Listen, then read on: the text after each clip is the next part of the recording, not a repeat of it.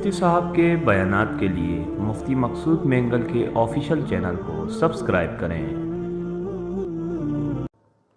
الحمد للہ رب العالمین والصلاة والسلام علی سید الانبیاء والمرسلین، اما بعد۔ اکثر حضرات آج کل پریشانی کا اظہار کرتے ہیں رزق کے متعلق کہ رزق میں برکت نہیں ہے، خیر و برکت کی کمی بہت زیادہ ہے۔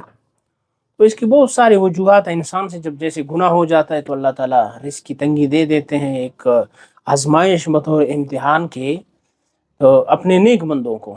غیر مسلموں پر تو اللہ نے بہت کشادہ کیا ہے، لیکن ان کو ذہنی سکون نہیں ہے۔ لیکن اللہ کے جو نیک بندے ہوتے ہیں بطور آزمائش کبھی کبھی اللہ تعالیٰ ان کو ان کی رزق میں تنگی کر دیتے ہیں، ان کی گناہوں کی وجہ سے۔ بہرحال اللہ کے نیک بندے ہیں، ان کا مال کم ہو جاتا ہے، یہ کوئی مسئلہ نہیں، اللہ نے ان کو ایسا دیا ہوتا ہے کہ وہ دلی دماغی طور پر ان کو سکون اور نصیب ہو جاتا ہے، یہ بہت بڑی سعادت کی بات ہے۔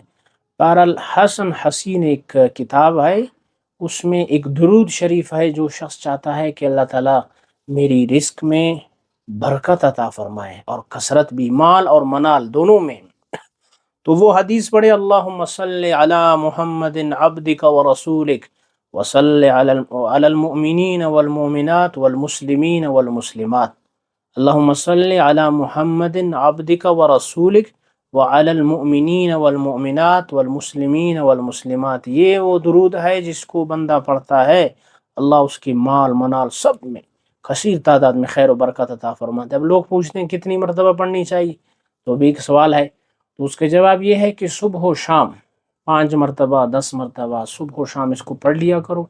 بہت مختصر سے اعمال ہوتے ہیں، اللہ تعالیٰ اس کے ذریعے سے بہت کثیر تعداد میں اللہ تعالیٰ خیر اور برکت نواز دیتے ہیں۔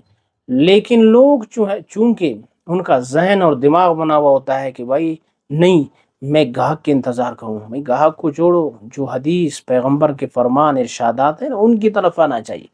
جب یہ آئیں گے گاہک خود آئے گا تمہارے پیچھے، رزق تمہارے پیچھے دوڑتی ہوئی چلی آئے گی۔ تو چونکہ ہم رزاق کو چھوڑ کر عبدالرزاق کے پیچھے جائیں گے، خالق کو چھوڑ کر عبدالخالق کے پیچھے، تو پھر یہی ہوگا کہ پھر لوگوں کے پیچھے لگیں گے اور رزق ہم سے چلا جائے گا۔ اس لیے اللہ سے جب انسان کا تعلق ہو جاتا ہے، دعاؤں پر، معمولات پر، وظائف پر، ایسے چھوٹے چھوٹے وظائف ہیں بہت اہمیت کے حامل ہے، ان کو اپنے پلے باندھنا چاہیے۔ اللہ تعالیٰ سے دعا ہے اللہ عمل کی توفیق عطا فرمائے۔